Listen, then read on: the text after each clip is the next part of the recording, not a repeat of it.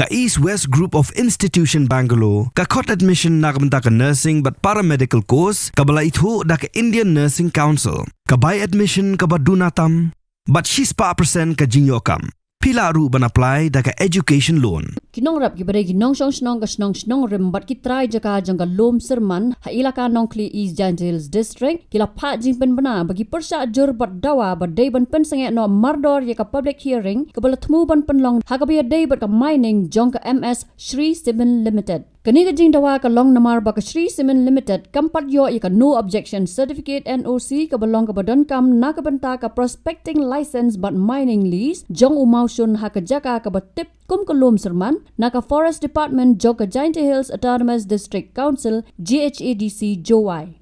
Kat kum ka sithi balapan mi da ka bor badai pet ha ka arpa hunyaw tarik yayang arajar arpun rio lapan sisha ba empat ay ya ka ni ka NOC bat kum tak ban Pynlong ya ka public hearing Khlem da yo ya kini ki jingbet jingbiang ka long ka ba Khlem bot ya ka rukam ka badai bat ka long ka ba bian.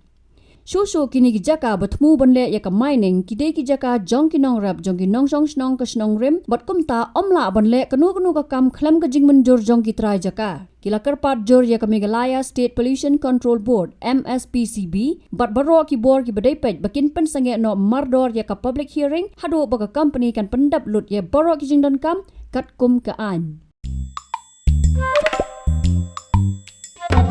Habatin, pej bahagi ki shop plus F. Ka plus F? Hakabam bangibam duna ki eki batte ye kamet. Namar kata habathiru atau kau kamlu ka umpnyang kadut pej ye ka shop plus F haka jingsom. Ye ki nutrient kum ki vitamin bat ka iron la icon diat bat ka bathau bha kam kta ka dur jing ki marbam ka jing mat lani ka rukom shed ye ki. Balehi banai kita. Kadon ka we ka jing mentoy ba kongsan. Ka kot ka kia.